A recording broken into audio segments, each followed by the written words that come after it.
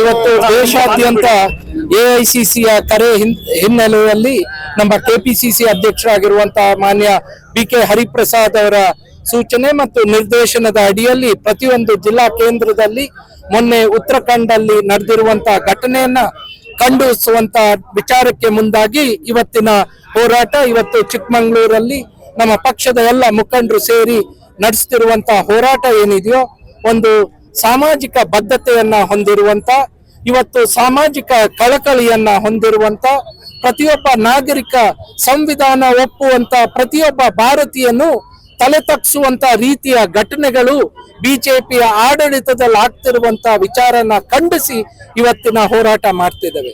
ಇವತ್ತು ಮಲ್ಲಿಕಾರ್ಜುನ್ ಖರ್ಗೆ ಅವರು ನಮ್ಮೆಲ್ಲರಿಗೂ ಒಬ್ಬ ವ್ಯಕ್ತಿಯ ಮಾತ್ರ ಅಲ್ಲ, ಇಡೀ ದೇಶಕ್ಕೆ ಒಂದು ಶಕ್ತಿ. ಸಾಮಾಜಿಕ ನ್ಯಾಯದ ಅಡಿಯಲ್ಲಿ ಶೋಷಿತರ ಧ್ವನಿಯಾಗಿ ನಿಂತು ಕಾರ್ಮಿಕ ಹೋರಾಟಗಳನ್ನ ರೂಪಿಸಿ ಇವತ್ತು ಮಹಾತ್ಮ ಗಾಂಧಿ ಮತ್ತು ನೆಹರು ಅವರು ನಿಂತಂತ ಸ್ಥಾನದಲ್ಲಿ ಎಐಸಿಸಿ ಅಧ್ಯಕ್ಷರಾಗಿ ನಿಂತಿದ್ದಾರೆ ಅಂತ ಹೇಳಿದ್ರೆ ಇಡೀ ಭಾರತ ದೇಶದ ಪ್ರತಿಯೊಬ್ಬ ನಾಗರಿಕನಿಗೂ ಒಂದು ಶಕ್ತಿ ಇರುವ ರೀತಿಯ ಒಂದು ಹೋರಾಟಗಳ ಮುಖಾಂತರ ಸಾಮಾಜಿಕ ಬದ್ಧತೆಯನ್ನ ಅವರು ಪ್ರದರ್ಶನ ಮಾಡ್ತಿದ್ದಾರೆ.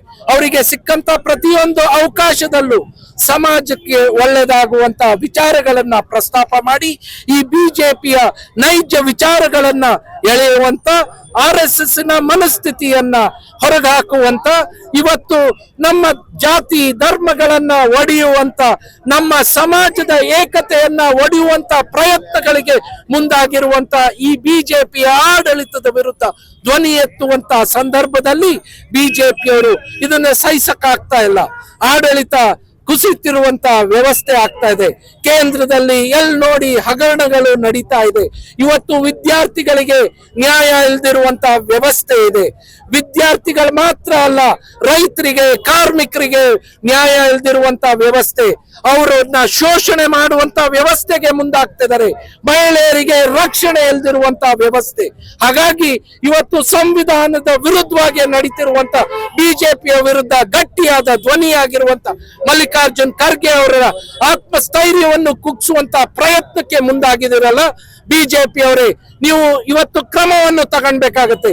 ಆಡಳಿತ ಪಕ್ಷವಾಗಿದ್ದು ಇವತ್ತು ನಮಗೂ ಅದು ಸಂಬಂಧ ಇಲ್ಲ ಅಂತ ಹೇಳ್ತಿರಲ್ಲ, ಇವತ್ತು ಕ್ರಮ ತಗೊಂಡ್ರೆ ನಿಮ್ಮ ನೈಜ ಬದ್ಧತೆ ಅಲ್ಲಿ ಪ್ರದರ್ಶನ ಮಾಡ್ದಂಗಾಗುತ್ತೆ. ಹಾಗಾಗಿ ಪ್ರತಿ ಹಂತದಲ್ಲೂ ಬಿಜೆಪಿಯವರು ಯಾವ್ದಾದ್ರೂ ಸಂದರ್ಭ ಸಿಕ್ತಂತ ಸಂದರ್ಭದಲ್ಲಿ ಸಮಾಜವನ್ನು ಅಸ್ಥಿರ ಮಾಡುವಂತ ಪ್ರಯತ್ನಗಳಿಗೆ ಮಾಡ್ತಾರೆ. ನಾವು ಈ ಹೋರಾಟದ ಮುಖಾಂತರ ಗಟ್ಟಿಯಾದ ಧ್ವನಿಯಿಂದ ಮೊನ್ನೆ ಉತ್ತರಾಖಂಡಲ್ಲಿ ನಡೆದಿರುವಂತ ಘಟನೆಯನ್ನ ಖಂಡಿಸ್ತೇವೆ. ಇವತ್ತು ನಾಗರಿಕ ಸಮಾಜ ಈ ಹೋರಾಟಕ್ಕೆ ಮುಂದಾಗಿದೆ. ಇಡೀ ಜಿಲ್ಲೆಯಲ್ಲಿ ಪ್ರತಿಯೊಬ್ರು ಈ ಧ್ವನಿಗೆ ಧ್ವನಿ ಕೂಡಿಸುವಂತ ಕೆಲಸ ಮಾಡ್ತಾರೆ. ಮತ್ತು ಇವತ್ತು ಬಿಜೆಪಿಯವರು ಪ್ರತಿ ಹಂತದಲ್ಲೂ ಪ್ರತಿ ಸಂದರ್ಭದಲ್ಲೂ ದಿಕ್ ತಪ್ಪಿಸುವಂತ ಪ್ರಯತ್ನಗಳನ್ನ ಮಾಡ್ತಾರಲ್ಲ, ಇವತ್ತು ಹೋರಾಟ ಮಾಡ್ತಿದ್ದಾರೆ. ಆ ಬಿಜೆಪಿಯ ಮುಖಂಡರಿಗೆ ಇವತ್ತು ಸೋನಿಯಾ ಗಾಂಧಿ ಬಗ್ಗೆ, ಮಲ್ಲಿಕಾರ್ಜುನ್ ಖರ್ಗೆ ಬಗ್ಗೆ ದಿಕ್ ತಪ್ಪಿಸುವಂತ ಹೋರಾಟ ಮಾಡಕ್ಕೆ ಮುಂದಾಗಿರುವಂತ ಬಿಜೆಪಿಯವರು 21 ಅಮೂಲ್ಯವಾಗಿರುವಂತ ವಿದ್ಯಾರ್ಥಿಗಳ ಜೀವ ಹೋಗಕ್ಕೆ ಕಾರಣ ಯಾರು ಅನ್ನುವಂತ ಉತ್ತರವನ್ನು ಕೊಡಬೇಕಾಗತ್ತೆ. ರಾಮ ಮಂದಿರಕ್ಕೆ ಈ ದೇಶದ ಪ್ರತಿಯೊಬ್ಬ ನಾಗರಿಕರು ಕೊಟ್ಟಿರುವಂತ ದೇಣಿಗೆಯನ್ನ ಲೂಟಿ ಮಾಡಿರುವಂತ ಕಳ್ತನ ಮಾಡಿರುವಂತ ಬಿಜೆಪಿಯ ಆಡಳಿತದ ಅಡಿಯಲ್ಲಿ ಇವತ್ತು ಉತ್ತರವನ್ನು ಕೊಡಬೇಕಾಗುತ್ತೆ. ಬಿಜೆಪಿಯ ನಾಯಕರು ಈ ಎಲ್ಲ ವಿಚಾರಗಳನ್ನ ಹೇಳಬೇಕಾಗುತ್ತೆ. ಜೊತೆಗೆ 20 ವರ್ಷಗಳ ಕಾಲ ಈ ರಾಜ್ಯ ಮತ್ತು ಈ ಜಿಲ್ಲೆಯಲ್ಲಿ CT ರವಿಯವರು ಒಬ್ಬ ಜವಾಬ್ದಾರಿಯುತವಾಗಿರುವಂತಹ ಶಾಸಕರಾಗಿದ್ರು, ಮಂತ್ರಿಗಳಾಗಿದ್ರು, ಆಡಳಿತ ಪಕ್ಷದಲ್ಲಿದ್ರು. ಪ್ರತಿ ಸಂದರ್ಭದಲ್ಲೂ ಅವರು ದಿಕ್ ತಪ್ಪಿಸುವಂತ ಹೋರಾಟಗಳನ್ನ ಮಾಡ್ತಾರೆ, ವಿಚಾರಗಳನ್ನ ಪ್ರಸ್ತಾಪ ಮಾಡ್ತಾರೆ. ನೈಜ ವಿಚಾರಗಳಿಗೆ ಬನ್ನಿ. ಇವತ್ತು ನಿಮ್ಮ ಅವಧಿಯಲ್ಲಿ ಯಾಕೆ ಈ ಜಿಲ್ಲೆಗೆ, ಈ ಕ್ಷೇತ್ರಕ್ಕೆ ನೀರ್ ತರಕ್ ಕೊಡಕ್ ಆಗ್ಲಿಲ್ಲ? ಈ ಜಿಲ್ಲೆಯಲ್ಲಿ ಉತ್ತಮವಾಗಿರುವಂತಹ ಸೌಲಭ್ಯಗಳನ್ನ ಕಲ್ಪಿಸಕ್ಕೆ ಯಾಕೆ ಆಗಿರ್ಲಿಲ್ಲ?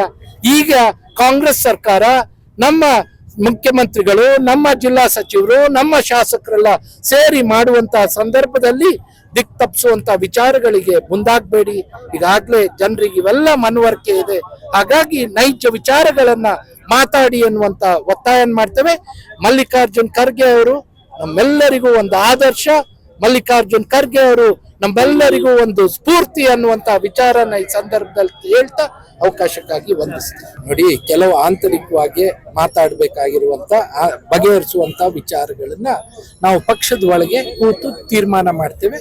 ಅದಕ್ಕೆ ನಾವು ಬದ್ಧವಾಗಿದ್ದೇವೆ. ಅದ್ರ ಬಗ್ಗೆ ನಾವು ಕೆಲವೊಂದು ವಿಚಾರಗಳನ್ನ ನಾವು 4 ಗೋಡೆ ಮಧ್ಯ ಸಮಸ್ಯೆಗಳು ಎಲ್ಲ ಕಡೆ ಇರುತ್ತೆ. ಆ ಸಮಸ್ಯೆಯನ್ನ ಬಗೆಹರಿಸುವಂತ ಶಕ್ತಿ ಮತ್ತು ಸಾಮರ್ಥ್ಯ ನಮ್ಮ ಪಕ್ಷದ ನಾಯಕತ್ವಕ್ಕಿದೆ. ಅದನ್ನ ಖಂಡಿತವಾಗ್ಲೂ ಮಾಡಿದೆ. ಹಣ ಅಲ್ಲ ಸರ್, ಅದು ಅವರ ಅಭಿಪ್ರಾಯಗಳನ್ನ ಹಂಚ್ಕೊಂಡಿದ್ದಾರೆ, ಅದನ್ನ ಹೇಳಿದ್ದಾರೆ. ನಮ್ಮ ಮುಖಂಡರು ಎಲ್ಲ ಸೇರಿ ಅದನ್ನ ಬಗೆಹರಿಸ್ತೇವೆ ಅನ್ನುವಂಥದ್ದು ಇದು ಸರ್ವೇ ಸಾಮಾನ್ಯ. ಎರಡು ವ್ಯಕ್ತಿಗಳ ವಿಚಾರನ ಪಕ್ಷಕ್ಕೆ ಯಾಕೆ ಇದ್ ಮಾಡ್ತೀರಾ? ಅದು ಅವ್ರವ್ರ ಸಮಸ್ಯೆಗಳು. ಪಕ್ಷ ಇದನ್ನ ಬಗೆಹರಿಸುತ್ತೆ ಅನ್ನುವಂತ ನಿರ್ಧಾರನ ಸ್ಪಷ್ಟವಾಗಿ ಮಾಡಿದೆ. ಅದನ್ನ ಕೆಪಿಸಿಸಿ ಗಮನದಲ್ಲೂ ಇದೆ, ಅದನ್ನ ಬಗೆಹರಿಸ್ತಾರೆ. ಅದ್ರ ಬಗ್ಗೆ ಎಲ್ಲ ಚಿಂತೆ ಬೇಡ. ನಾವೆಲ್ಲ ಒಟ್ಟಾಗಿದ್ದೀವಿ, ನಾವೆಲ್ಲ ಒಂದಾಗಿದ್ದೀವಿ.